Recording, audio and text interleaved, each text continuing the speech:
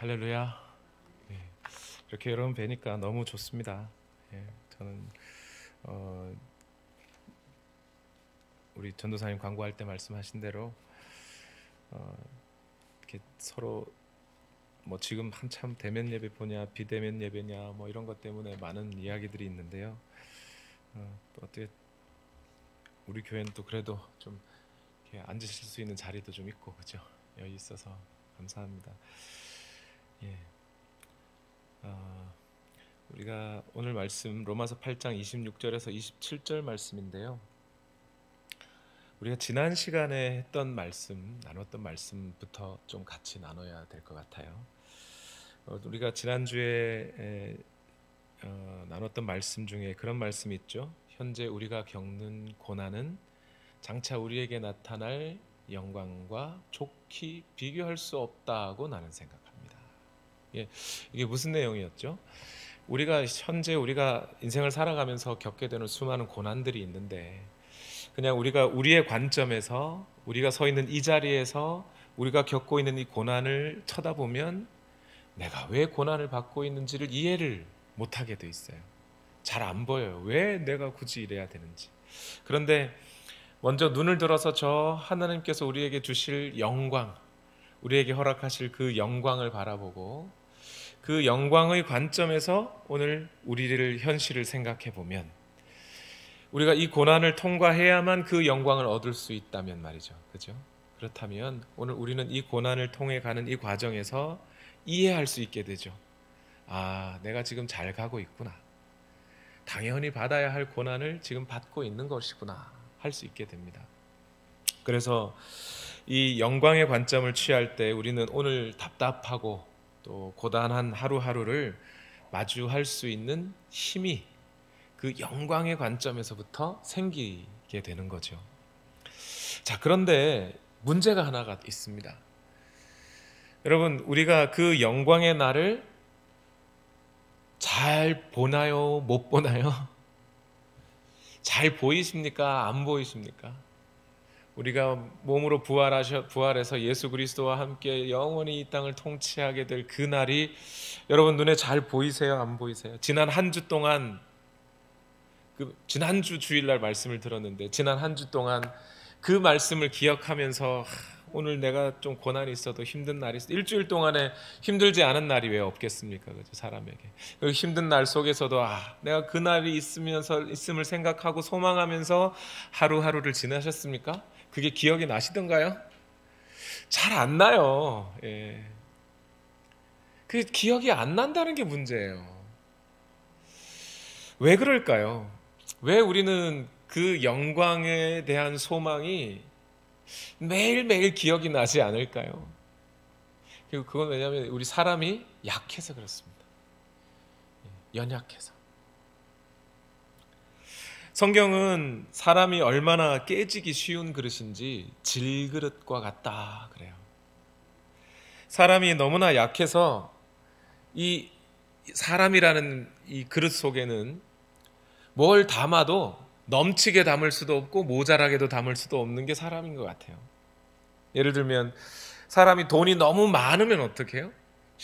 교만해지고요. 그죠? 너무 적으면 또 사람이 또 너무 힘들어서 메말라져 버려요.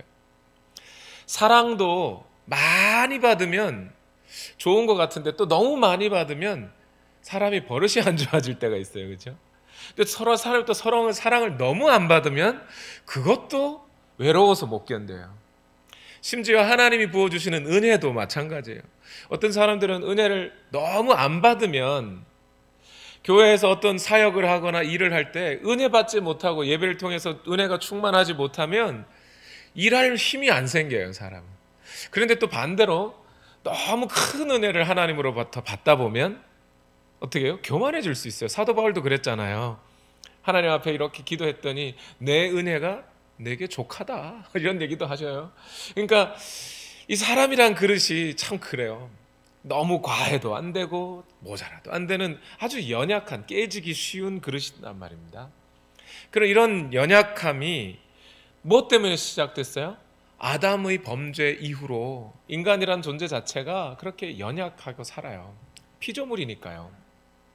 그래서 이 거듭났다고 해서, 사람이 거듭났다고 해서 이 연약함이 완전히 없어지고 탁 능력이 생기는 게 아니란 말입니다. 또 믿음이 좋다고 해가지고 인간의 이 연약함이 금세 벗어지는 것도 아니고요, 성령이 충만하다 그래서 금세 낫는 병 같은 것도 아니에요. 우리는 일생 동안에 이런 연약함이라고 하는 것을 안고 살아가야 할 피조물입니다. 자, 그런데 이런 연약한 인간이 저 영광의 나라, 영광의 그날을 소망하면서 이 인생을 통과해 간다는 것이 쉬운 일이에요, 어려운 일이에요? 너무 어려운 일이에요. 위태위태한 일이죠.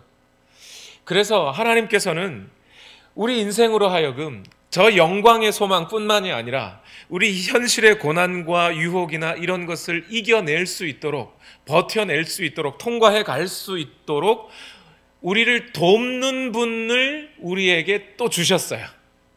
그분이 누구십니까? 바로 성령님이라 하시는 분이에요. 오늘 로마서 8장을 우리가 읽었는데요, 이 로마서 8장 전체는 성령께서 우리 인생 가운데 이 구원의 길을, 힘들지만 이 좁은 길을 가를 수 있도록 성령께서 어떻게 우리를 도와주고 계신지를 빼곡하게 다 적어놓은 장이 로마서 8장이에요. 로마서 8장 2절에 보니까 생명을 누리게 하는 성령의 법이 우리를 죄와 사망의 법에서 해방해 주셨다, 이런 말씀이 있어요. 또 4절에 보니까 성령께서 우리가 율법의 요구를 이루도록 도와주신다, 이렇게 해요. 6절에는 성령께서 생명과 평안을 주신다 그래요. 11절에서는 성령께서 우리의 죽을 몸도 살리실 것이다. 13절에서 성령께서 우리가 몸의 행실을 죽일 수 있도록 도와주신다, 그렇죠? 14절에서는 하나님의 자녀들은 다 성령으로 인도함을 받는다, 이래요.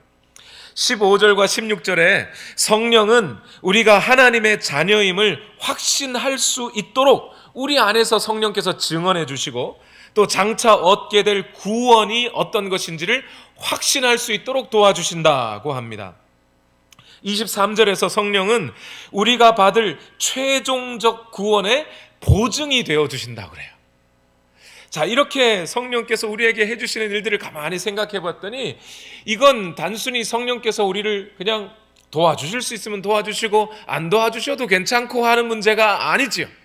우리의 연약한 인간이 저 이 구원의 길을, 이 땅에 고단하고 답답한 인생길을 가는 동안에 쉬 넘어지고 쓰러지고 실수하고 하나님으로부터 멀어질 수 있음에도 불구하고 우리를 끝까지 그 구원의 길을 갈 수 있도록 반드시 성령이 도와주시지 않으면 안 되는 분이 바로 성령님이셨어요. 그래서 그 성령님께서, 성령님에 대해서 성경은 보혜사라는 이름을 붙여주신 거예요. 보혜사라는 말이 wonderful counselor 또는 great helper 또는 위대한 조력자, 이런 뜻이에요. 도와주시는 분. 그 도움이 안 도와주시면 말고 이런 게 아니에요. 우리로서는 도저히 갈 수 없는 그 길을 성령께서 우리로 하여금 갈 수 있도록 도와주시는 분이시기 때문에 반드시 계셔야 하는 분이신 거죠. 오늘 본문에는 그렇게 성령께서 우리를 도와주시는 그 여러 가지 일들 중에서도 오늘 우리가 이 고난을 통과해 갈 수 있도록 하기 위해서 성령께서 우리에게 결정적으로 도와주시는 일이 한 가지가 있다고 그래요. 그게 뭐냐? 로마서 8장 26절 말씀인데 다 같이 읽어봅시다. 시작. 이와 같이 성령께서도 우리의 약함을 도와주십니다. 우리는 어떻게 기도해야 할지도 알지 못하지만 성령께서 친히 이루 다 말할 수 없는 탄식으로 우리를 대신하여 간구하여 주십니다. 성령께서 우리를 도와주신다고 해요. 여러분, 이 구절을 정말 여러분 마음에 깊이 간직하시고 기억하시고 암송하시기를 바라요. 지난 2000여 년 동안 기독교 역사에서 수많은 우리 신앙의 선배들이 이 말씀 하나 붙잡고 자기에게 인생에 주어진 그 고단한 인생길을 걸어갔던 사람들이 정말 많아요. 이 말씀이 오늘 저와 여러분에게도 그렇게 동일하게 역사해 주실 줄로 믿습니다. 아멘. 자, 그런데 이 말씀에 보니까 이 말씀이 뭐라고 말씀해요? 성령이 우리를 도와주시는데 어떻게 도와주신대요? 우리를 위하여 뭐 하신대요? 간구하신대요. 기도해 주신대요. 아니, 성령님이 뭐 하나님이라면서, 성령님 하나님이라면서 뭐가 모자라서 기도를 하시겠습니까? 어떤 분은 이 구절을 해석하면서 성령님께서 어떻게 하나님보다 낮은 분이시냐, 삼위일체 하나님 다 동등한 분이시지 않느냐, 그런데 성령님이 또 하나님 앞에 뭔 기도를 하느냐. 그러니까 이 구절은 성령님이 직접 기도한다라고 해석하기보다는 성령께서 우리로 하여금 기도할 마음도 주시고 기도할 기회도 주시고 기도할 만한 내용도 주셔서 우리로 하여금 기도하게 하시는 것 아니겠느냐, 이렇게 말씀하시는 분들이 있어요. 예, 저는 성령님께서 그렇게 역사하실 수 있다고 생각하고 또 실제로 그렇게 역사하는 경우들도 있다고 생각합니다. 성령께서 우리로 하여금 정말 위급한 상황에 어떻게 기도할 생각도 주시고 기도할 상황도 주시고 기도할 수 있는 마음도 주시는 거라고 저는 생각합니다. 그런데 오늘 이 26절의 말씀은 분명히 사도 바울이 오늘 우리에게 하고자 하는 말씀의 내용은 뭐냐면 성령께서 직접 하나님 앞에 우리를 위하여 기도하신다는 거예요. 그 얘기를 지금 바울이 하고 있다고 저는 생각합니다. 왜 그러냐? 여러분, 이 말 구절을 잘 한번 보세요. 26절에 뭐라 그러냐면 성령께서도 우리의 무엇을 도와주신다고요? 약함을 도와주신다. 약함을. 이 약함이 뭐였어요? 피조물로서 갖고 있는, 인간이 아담의 범죄함 이후에 피조물인 인간이 갖고 있는 연약함, 그 연약함을 말하는 거란 말이죠. 자, 그런데 그 연약함이라는 게 어떤 종류였습니까? 어떤 연약함을 말하는 거예요? 자, 로마서 8장 22절을 한번 보세요. 읽어볼까요? 시작. 모든 피조물이 이제까지 함께 신음하며 함께 해산의 고통을 겪고 있다는 것을 우리는 압니다. 자, 피조물들이 신음한대요. 왜 신음하죠? 앞에서 우리가 읽었죠? 허무에 굴복하며, 그죠? 인생의 존재 의미를 느끼지 못해요. 내가 왜 여기서 이러고 살아가나? 사과나무가 그러는다는 거예요. 내가 사과나무 여기서 열매를 맺혀가지고 내가 살다가 사람들 사과 따먹으면 그만인 거, 내가 왜 여기서 이러고 살아가냐? 그 본질을 이해를 하지 못하고 이 땅의 피조물들은 살아가요. 강아지도 그런 거예요. 자기가 왜 거기서 태어나가지고 이 주인 밑에서 살아가는지 강아지 자신은 몰라요. 그게 무슨 뜻이에요? 허무에 굴복하다, 이런 뜻. 또 피조물들이 어떤 신음을 하고 있죠? 썩어짐의 종살이를 하고 있다 그랬단 말이에요. 지난 시간에 보니까. 그죠? 썩어짐의 종살이가 뭡니까? 태어나면 반드시 죽게 되어 있다라는 거예요. 강아지도 태어나면 10년, 11년 지나면 거의 대부분 강아지는 다 죽습니다. 강아지만 그런 게 아니라 저 사과나무도 그렇고요. 산, 들, 강, 바다도 그래요. 생기자마자 그 산과 강과 바다들은 점점 사라져가요. 저 하늘의 별들도 마찬가지죠. 사람도 마찬가지죠. 그렇게 피조물들이 탄식하고 신음하고 있습니다. 누구와 함께? 하나님의 자녀들과 함께. 자, 보세요. 23절을 보세요. 8장 23절에 시작. 그뿐만 아니라 첫 열매로서 성령을 받은 우리도 자녀로 삼아 주실 것을, 곧 우리 몸을 속량하여 주실 것을 고대하면서 속으로 뭐하고 있어요? 신음하고 있어요. 탄식하고 있어요. 사람도 비록 우리가 성령을 받았지만, 그래서 우리가 거듭난 그리스도인이지만 우리도 역시 이 땅을 살아가면서 내가 왜 이 땅을 살아가는지 그 존재의 의미를 확인하지 못할 때가 있단 말이에요. 우리 인생에서 내가 여기서 지금 뭐하고 사는 거지? 그렇지 않나요, 여러분? 여러분도, 저도 그럴 때가 있는데 여러분 그렇지 않나요? 내가 왜 인생에서 내가 지금 여기서 뭐 하는 건가? 이럴 때가 있다고요.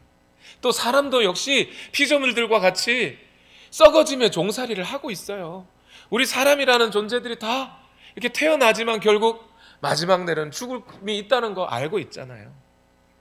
그 상황 속에서 우리도 함께 신음하고 있는 거예요. 이것이 인간이 갖고 있는 연약함이란 말이에요. 그 연약함 속에는 특별히 뭐도 있어요? 허무한 거, 앞이 보이지 않는 거, 답답한 거. 비록 내 인생이 이렇게 죽을 건 알긴 알겠는데 과연 내가 내 인생에서 어떻게 하나님께서 나를 지금 이렇게까지 인도하셔서 나를 하나님의 그 구원의 크신 역사 속에 어떤 포즐 조각처럼 나를 끼워 맞추셔서 어떤 의미 있는 인생으로 나를 만들어내실지 나는 몰라요. 그게 우리 인생의 연약함이잖아요. 그렇게 앞일을 알지 못하고 답답한 그 연약함 속에서 여러분 기도가 나오나요? 어떻게 기도해야 할지 아시겠어요? 내가 뭘 어떻게 가야 할지, 하나님 내가 이쪽을 선택하는 게 좋은가요? 저렇게 선택하는 게 좋은가요? 그걸 모를 때가 한두 번이 아니에요, 우리 인생에서. 그렇죠? 왜냐하면 여러분 요셉을 한번 보세요. 요셉. 자, 요셉이 하나님의 형들이 요셉을 밉다고 땅에 파묻어 버렸어요. 자, 땅 속에 파묻힌 요셉 뭐라고 기도할까요? 뭐라고 기도해야 되죠? 하나님 건져주세요, 살려주세요. 맞아요. 그렇게 기도해야 될 거예요. 살려주세요 하고 건져주세요 하고 하나님 나를 좀 건져주세요 하고 기도를 했어요. 하나님이 응답을 하셨습니다. 건져줬어요. 그죠? 근데 거기에 함정이 하나 있어요. 누가 건져줬어요? 유대 사람들이 건져줬으면 내가 저기 야곱네 집 아들인데요 하면서 야곱의 집으로 데려다 줬을 텐데 상인들이 그를 건져버렸어요. 그리고 데리고 종살이로 이집트에 팔아버렸네. 여러분 이게 기도 응답이 된 거예요, 안 된 거예요 도대체? 자, 이집트에 갔어요. 보디발이라는 사람 만나가지고 그 집에서 그래도 집사 노릇하면서 잘 살았단 말이에요. 그래도 참 힘들지만 그 타향에서 얼마나 고생하면서도 잘 자리를 잡았겠습니까? 근데 어느 정도 자리를 잡아갈 무렵인데 아니 보디발의 아내가 유혹을 하네요. 자, 그 유혹에서 요셉은 뭐라고 기도해야 될까요? 하나님 나를 이 유혹을 뿌리칠 수 있도록 힘을 주시고 나를 좀 이 유혹에서 건져 주십시오 할까요? 아니면 유혹에 넘어갈까요? 당연히 유혹을 뿌리쳐야죠. 그죠? 그건 하나님의 뜻이, 하나님이 그렇게 살라고 하셨어요. 그러니까 요셉은 그걸 피해서 도망을 쳤습니다. 잘한 일이에요. 그런데 그렇게 도망을 쳤으면 잘한 건데 보상이 뭐예요? 감옥 들어가야 돼요. 누명을 쓰고. 하나님 이거 제대로 제 기도를 들어주신 거 맞아요? 자, 감옥에 갔습니다. 감옥에 갔으니까 뭐라고 기도할까요? 이제는 감옥에서 나을 수 있도록 하나님 풀려나게 해주세요 기도해야 되겠죠. 그죠? 그래서 요셉도 그렇게 기도했던 것 같아요. 그 감옥에 술 맡은 관원장이 들어오고 떡 맡은 관원장 들어오는데 꿈을 해몽해 줘가지고 떡 맡은 관원장은 죽고, 그죠? 술 맡은 관원장은 복직이 되잖아요. 그 복직될 때 나를 좀 기억해 주십시오 얘기를 해요. 요셉이 나 풀려나게 좀 도와주세요 그래요. 근데 술 맡은 관원장이 나가가지고 요셉을 기억해요 못해요? 못해요. 몇 년 동안? 2년 동안. 아니 그러면 여러분 누군가에게 부탁을 했는데 그 사람이 2년 동안 안 들어줘요. 그럼 그 사람이 나를 기억한다는 거예요? 못한다는 거예요? 까먹은 거예요. 그건 안 되는 거죠. 요셉도 이제는 힘들다. 도저히 내가 감옥에서 나갈 길이 없다. 방법이 없다. 포기할 만도 합니다. 그럴 무렵 갑자기 또 감옥에서 나오라네요. 가봤더니 바로 왕의 꿈을 해석하라네요. 그나마 술 맡은 관원장이 기억해가지고 빼준 거예요. 그죠? 근데 아니 나가서 또 바로 왕의 꿈을 잘 해몽해주고 이집트가 부강할 수 있도록 가뭄 속에서도 살아날 수 있도록 기도해서 꿈을 해몽을 해줬더니 어떻게 해요? 이번엔 총리 대신이 되래요. 왕이 국무총리가 되래요. 여러분 이게 좋은 거예요? 나쁜 거예요? 이때 여러분 뭐라고 기도하시겠습니까? 총리 잘하게 해주세요 할까요? 여러분 국무총리가 되면 이제 자기 고향으로 갈 수 있어요? 없어요? 없어요. 여러분 제가 미국에 처음 올 때 나이가 30 중반대였어요. 30 초중반 때인데 그때는 부모님과 헤어지니까 제가 어렸을 때 일찍 헤어졌거든요. 부모님 고등학교 때부터 나와 살아가지고. 근데 좀 그때는 마음이 힘들더라고요. 힘들어도 내가 미국 가서 열심히 공부하고 박사학위 따가지고 이제 한국으로 돌아가서 또 가르칠 수 있는 사역이 있으면 가르친 사역도 하고, 그러면서 부모님하고 좀 그때까지 부모님은 뭐 정정하실 테니까 그렇게 생각하고 살았어요. 잊어버릴 수 있었어요. 부모님에 대한 그리움을 잊어버리고 있을 수 있어요. 그런데 미국에 와가지고 살고 지금 벌써 40 중반이 넘어가고 있어요. 근데 40 좀 넘어가니까 딱 그런 생각이 들어요. 이제 40 넘어가면요, 인생 역전, 내가 지금이라도 뭐라도 해가지고 크게 뭔가를 할 수 있겠다는 생각이 안 들어요.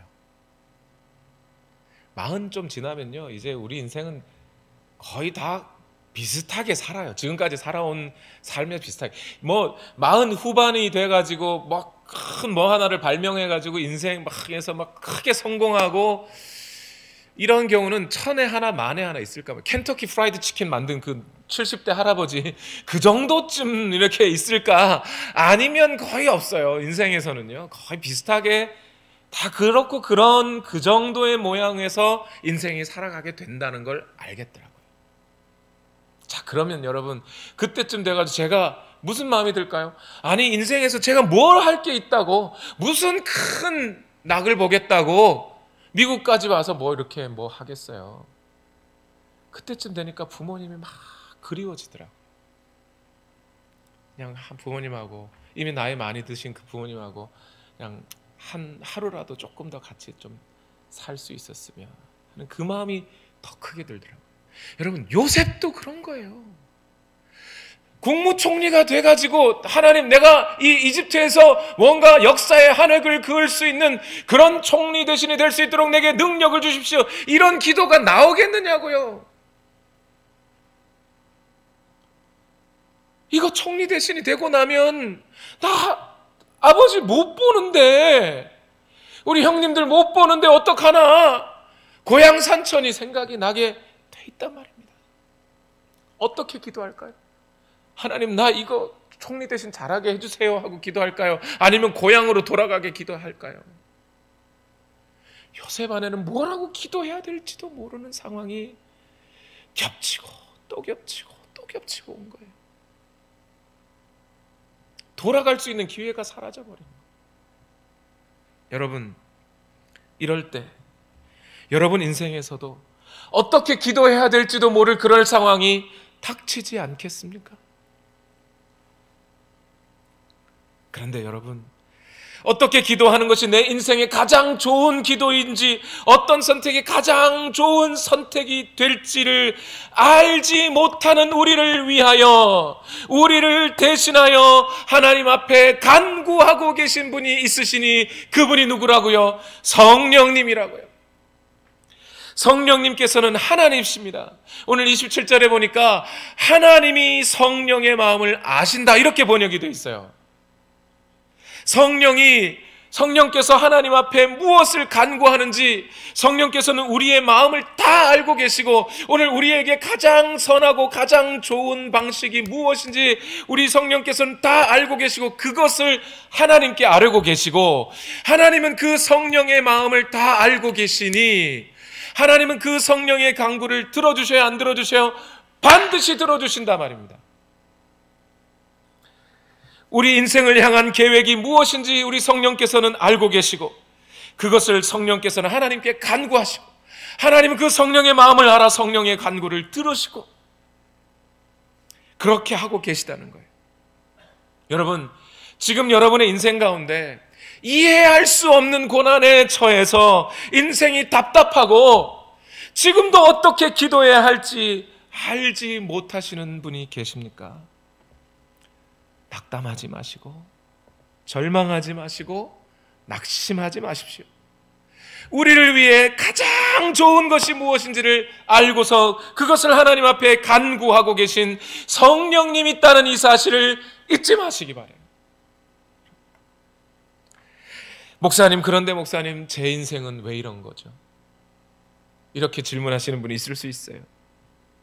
아니, 성령님께서 나를 위해 가장 좋은 것을 간구하고 계시다면 근데 나는 뭐 이렇게 돈이 많은 것도 아니고 인생에서 높은 자리에 있는 것도 아니고 사람들에게 영향력 있는 그런 뭐 어떤 사는 위치에 있는 것도 아니고 그런 것도 없다면 적어도 믿음이라도 좋아가지고 뭐 다른 사람들의 좋은 본보기가 될 만한 믿음이 가진 사람이라도 돼야 되는 그것도 아닌 것 같고, 아니 지금 내 인생보다는 조금 나아야 되는 거 아닌가요? 왜 내 인생은 여전히 이 모양인가요?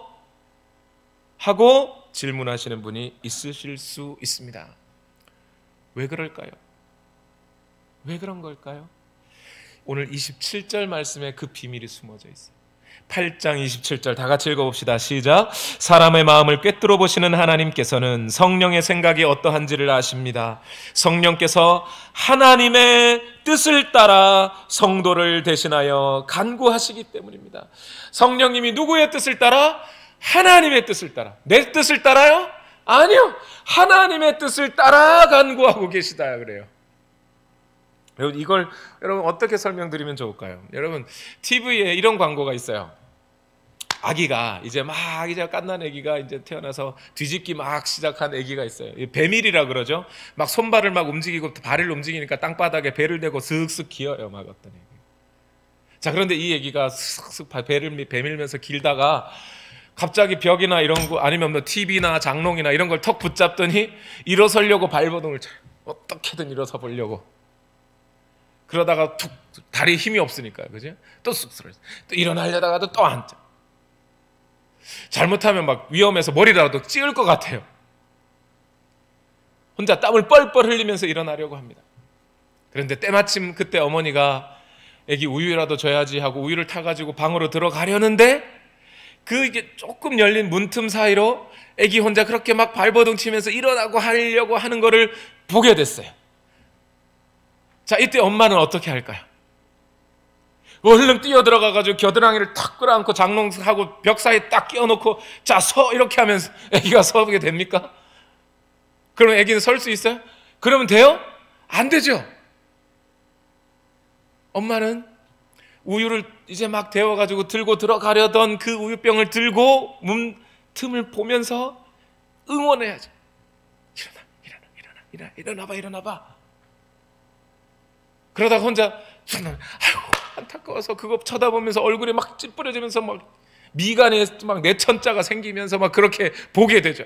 이걸 뭐라 그래요? 말할 수 없는 단식으로, 오늘 성령께서 말로 다 할 수 없는 단식으로 우리를 위하여 기도하고 계시다. 이거예요. 그거 바로 그 어머니의 심정이 그거예요. 그러나 이 아이가 혼자 발버둥 치며 일어나려고 할 때 아직 도와줄 수 없어요. 도와주면 제 힘으로 일어날 수 없으니까. 그러다가 넘어져가지고 꼬스러져서 막 울고 머리 펑 깨고 이럴 때쯤 얼른 뛰어들어가서 아기를 탁 건지죠. 하나님께서 우리를 도우시는 방법이 그러하다는 거예요.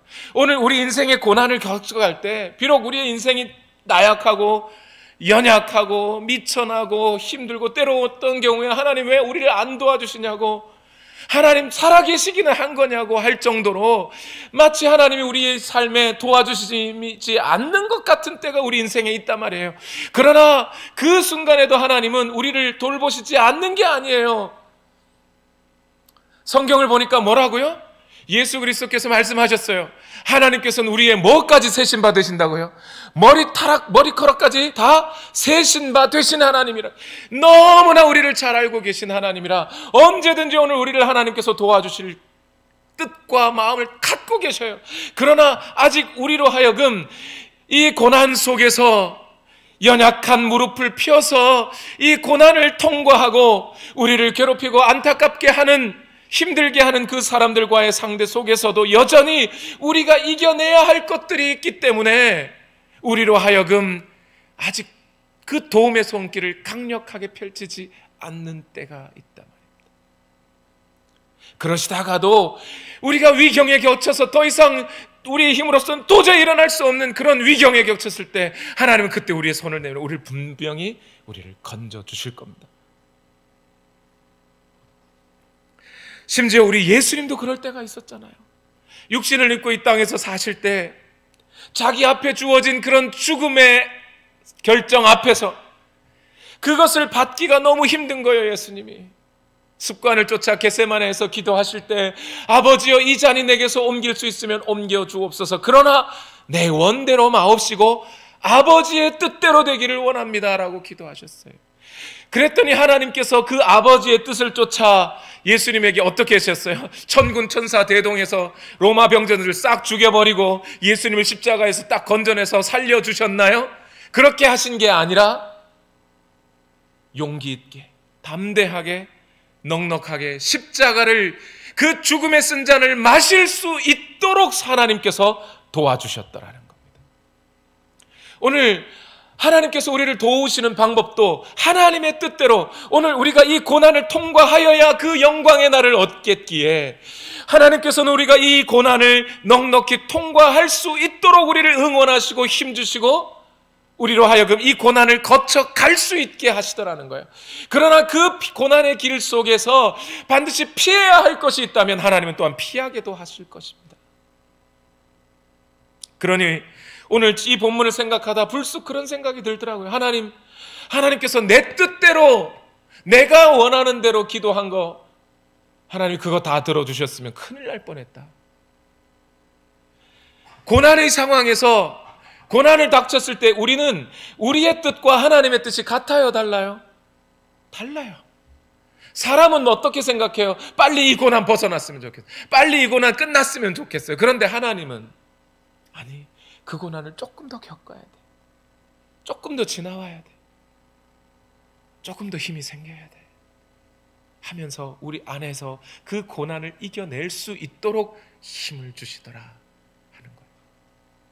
만약 하나님께서 우리가 원하는 대로 다 들어주셨으면, 우리 뜻대로 하나님께서 다 들어주셨으면 저는 어쩌면 이 자리에 있을지 않을 수도 있어요. 하나님 그거 힘든 거 저 하기 싫습니다.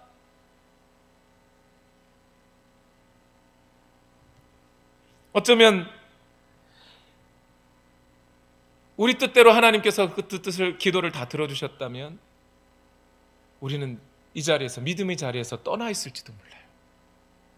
하나님께서 이렇게 막으시고 저렇게 간섭하시고 하시면서 우리를 이 자리에서 계속 하나님을 섬기는 자의 자리로 나오게 하신 거죠.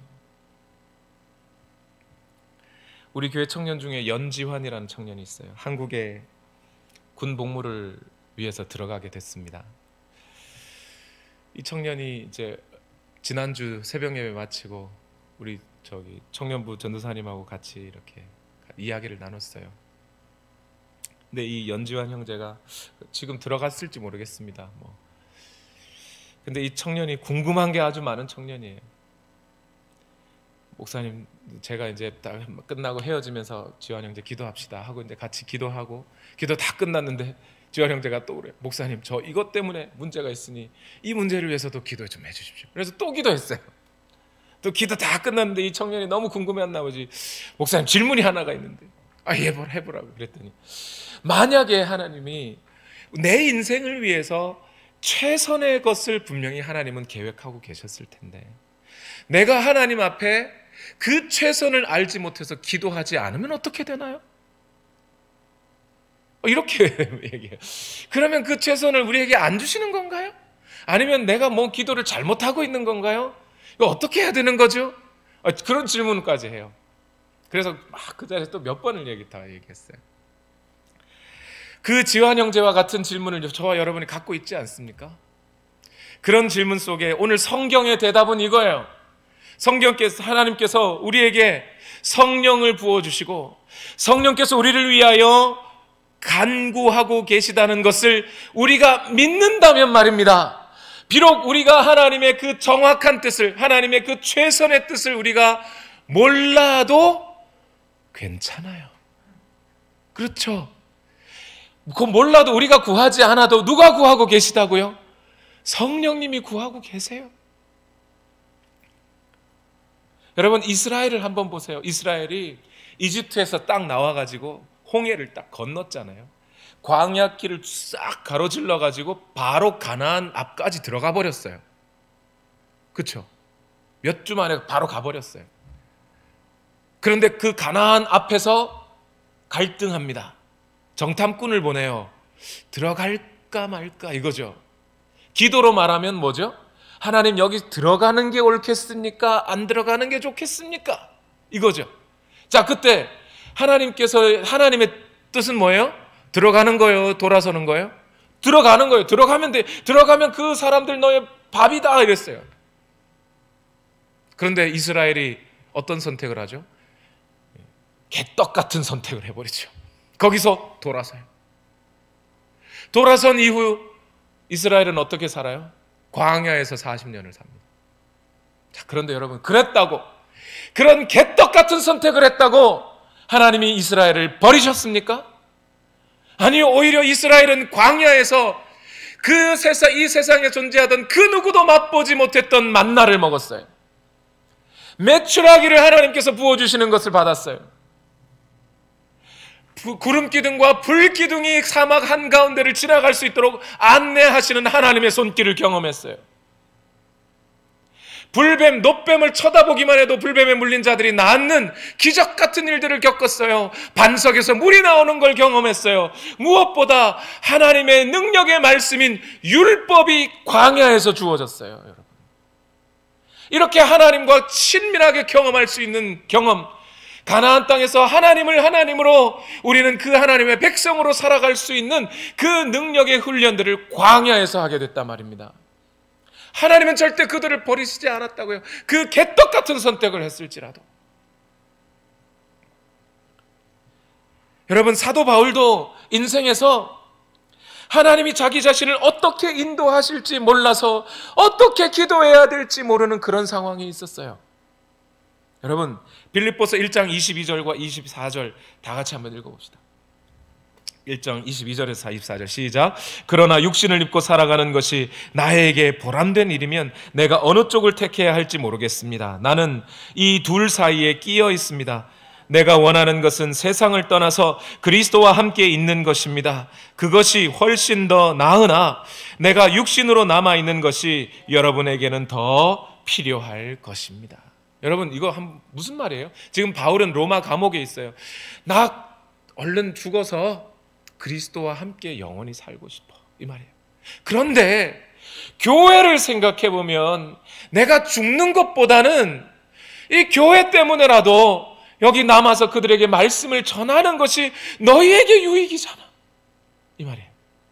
그러니 이 둘 사이에 끼어서 로마 감옥에 앉아 있는 이 바울이 하나님, 나 죽여주십시오 할지 아니면 살려주십시오 할지 모르겠는 거예요. 그래서 나 여기서 끼어 있습니다. 뭐가 좋은지 모르겠습니다, 이래요.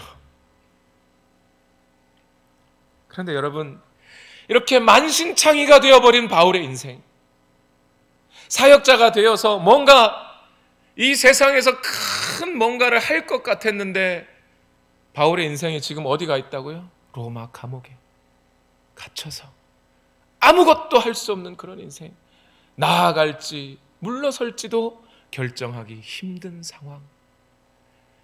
한마디로 뭐 같은 인생이에요 지금? 바울은 스스로도 그랬어요.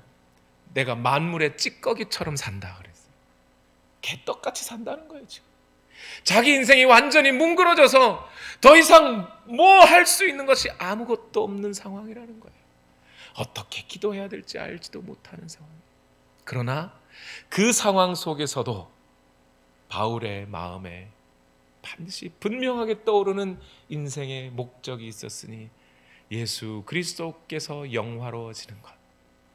여러분, 빌립보서 1장 20절을 보세요. 오늘 우리 모든 온누리 교회 성도들 여러분들과 제가 함께 나누고 싶은 말씀이에요. 같이 읽어봅시다. 시작. 나의 간절한 기대와 희망은 내가 아무 일에도 부끄러움을 당하지 않고 온전히 담대해져서 살든지 죽든지 전과 같이 지금도 내 몸에서 그리스도께서 존귀함을 받으시리라는 것입니다. 죽을지 살지 난 모르겠습니다.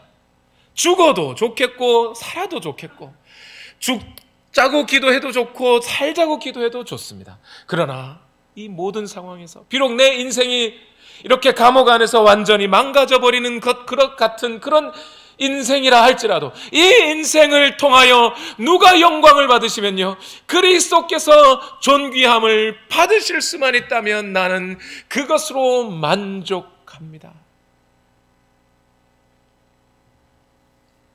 여러분, 오늘 코로나 상황 때문에 하나님, 내가 비즈니스를 더 할까요?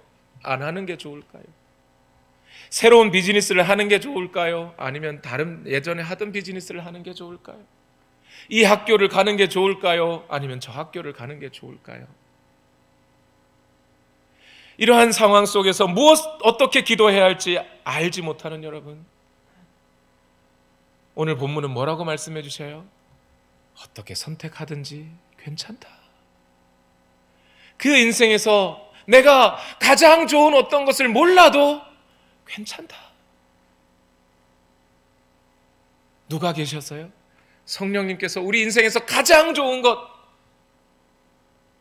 위해서 간구하고 계시고, 또 심지어 내가 잘못 선택해서 개떡 같은 선택을 해서 내 인생을 망쳐버리는 한이 있더라도, 또는 그것이 아주 잘못 굴러가 돌아가는 길이라 할지라도 그 길을 다시 하나님께서는 광야의 이스라엘의 인생처럼 기묘하고 절묘하게 하나님의 가장 선하신 방법대로 우리를 인도하시는 분이라는 사실을 믿으시라는 말입니다.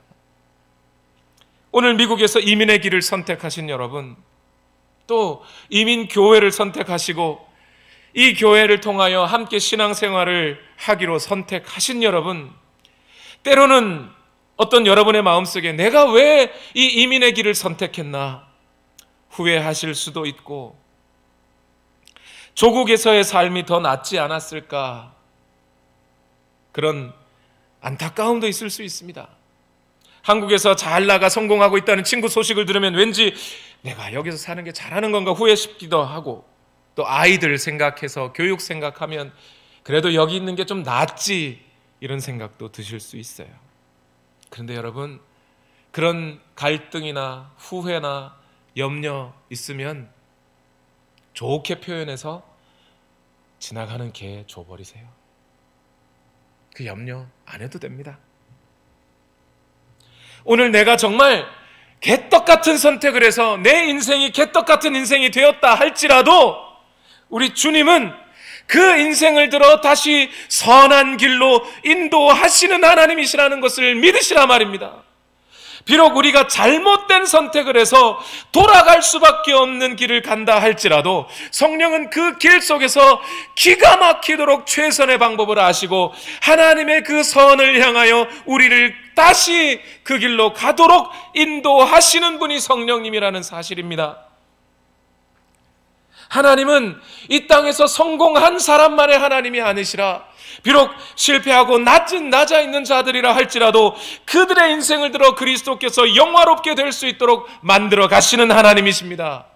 그러니 여러분, 오늘 저와 여러분의 소망은 내가 죽어야 되나 살아야 되나, 이렇게 살아야 되나 저렇게 살아야 되냐, 거기에 있지 아니하고 오늘 우리의 몸을 통하여 그리스도께서 영광 받으면 족하다, 그것이 오늘 저와 여러분의 진정한 소망이 되어야 한다는 겁니다. 이것 하나만 가지고 좀 살아가십시다. 그래도 된단 말입니다. 그래도 성령께서 인도하신단 말입니다. 결론을 내릴게요, 여러분.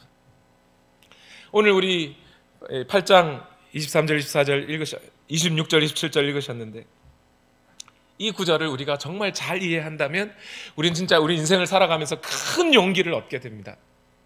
그 큰 용기를 얻게 되는 근거 5가지가 있어요. 저를 따라해 주세요. 첫 번째, 몰라도 괜찮다. 몰라도 괜찮다. 뭐를요? 하나님께서 나를 향한 가장 좋은 뜻, 그게 뭔지 몰라도 괜찮습니다. 왜요? 성령께서 그 뜻대로 구하고 계시니까. 사주팔자 안 봐도 되고요, 점치지 않아도 됩니다. 예언기도 안 받아도 돼요. 하나님께서 우리에게 구체적으로 원하시는 그 모든 상황에서 우리가 하나님의 뜻을 다 몰라도, 질병에서 낫기를 원하는지, 이걸로 죽기를 원하시는지, 복음을 인하여 감옥에 갇혔을 때 감옥에서 나가기를 원하는지, 가족들을 위해서, 아니면 내가 여기서 죽기를 원하시는지 우리는 몰라도 괜찮습니다. 잘못 선택해도 괜찮습니다. 다만 성령께서 우리를 위하여 기도하고 계신다는 사실만은 잊지 마십시오. 두 번째, 여러분이 용기를 얻을 수 있는 두 번째 진리 따라해 주세요. 하나님은 이해하고 계신다. 이해하고 계신다. 저와 여러분이 고난 속에서 신음하고 갈등하고 있을 때 하나님은 우리를 저놈이 어떻게 하나 하고 감시하는 게 아니라 그래 너 그런 거 알아 하면서 하나님이 이해하고 계신다는 거 믿으시기 바랍니다. 세 번째, 하나님은 우리의 생각 이상으로 이루신다. 시작. 하나님은 우리의 생각 이상으로 이루신다. 에베소서 3장 20절에 사도 바울은 분명히 얘기합니다. 우리가 구하거나 생각하는 것 이상으로 더욱 넘치게 주실 분에게, 그분이 하나님이세요. 성령께서 이미 그것을 구하고 계시고 그것을 하나님 우리에게 부어주실 겁니다. 네 번째, 따라해 봅시다. 하나님은 나를 위해 일하신다. 하나님은 나를 위해 일하신다. 이거 뭐 조엘 오스틴식의 그런 얘기가 아니에요. 이거 내가 하나님께서 생각하신 하나님의 그 의를 향하여 갈 수 있도록, 이 땅에서 성공하는 거 말고요, 하나님의 의를 향하여 갈 수 있도록 그런 가장 좋은 길을 갈 수 있도록 하나님은 나를 반해서 against us 하는 게 아니고 for us 하는 거예요. 우리를 위하여 일하고 계신 거예요. 로마서 8장 31절에 분명히 얘기하잖아요. 하나님이 우리 편이면 누가 우리를 대적하겠습니까? 마지막으로 다 같이 외쳐봅시다. 하나님은 성령의 기도를 반드시 들으신다. 하나님은 성령의 기도를 반드시 들으신다. 그렇기 때문에 그 성령의 간구가 오늘 우리에게 반드시 이루어질 줄로 믿습니다. 아멘. 우리 함께 기도하십시다. 오늘 이 시간 우리 기도하기 전에 우리 이 찬양 함께 했으면 좋겠어요. 당신이 지쳐서 기도할 수 없고 눈물이 빗물처럼 흘러내릴 때 주님은 아시네. 당신의 약함을 사랑으로 돌봐주시네. 누군가 널 위해 기도하네. 이 누군가가 누구예요? 바로 성령님이세요. 성령님 날 위해 기도하네. 우리 함께 이 찬양 하나님께 올려드립시다. 당신이 지쳐서 누군가 널 위해 기도. 우리 믿음 가지고 결단하는 마음으로 다시 고백합시다. 당신이 지쳐서 기도할 수 없고 기도할 수, 눈물이 빗물처럼 흘러내릴 때 하네. 내가 홀로 외로워서 마음이 무너질 때 성령님 날 위해 기도하네. 우리 시간 다 같이 함께 기도합시다. 하나님, 부족한 심령, 이 땅을 살아가는데 연약하고 앞날을 알지 못하고 고난과 답답한 인생 속에 갈 바를 알지 못하는 내 인생, 오늘도 나를 위하여 기도하시는 그 성령님 계심을 바라보며 비록 내가 하나님의 그 선하신 뜻을 다 알 수 없어도 오늘 하나님께서 내게 주신 이 길을 가게 하시고 이 좁은 길을 갈 수 있도록 인도하시는 그분 계시다는 것 믿고 오늘도 이 걸음 하루하루를 믿음으로 가게 하여 주옵소서. 우리 시간 다 같이 함께 기도합시다. 살아계신 아버지, 오늘도 우리를 인도하시니 감사합니다. 하나님의 은혜로 오늘도 살아가게 하시니 주여 오늘도 역사하여 주시옵소서. 하나님, 우리에게 인생을 허락하신 하나님, 이 땅을 믿음으로 살아갈 수 있도록 주여 오늘도 역사하여 주시고 하나님의 말씀 앞에 오늘도 서서 살아가는 우리 인생을 주여 붙들어 주시옵소서. 하나님, 인도하여 주시기를 원합니다. 하나님, 인도하고 계심을 내가 분명히 알고 믿고 넉넉하게 이 현실을 살아갈 수 있도록 가장 좋은 길을, 가장 선한 길을 오늘 우리로 하여금 가게 하시니 주여 그 뜻대로 우리를 인도하실 줄로 믿습니다. 지금도 우리를 그 사랑의 눈으로 바라보고 계시고 우리의 작은 신음소리에도 응답하고 계시며 오직 인도하시는 그 하나님 인도하여 주시고, 주님 은혜를 더하여 주시옵소서. 성령님 날 위하여, 성령님 날 위하여, 성령님 기도하네. 내가 홀로 외로워서 마음이 무너질 때 성령님 날 위해 기도하네.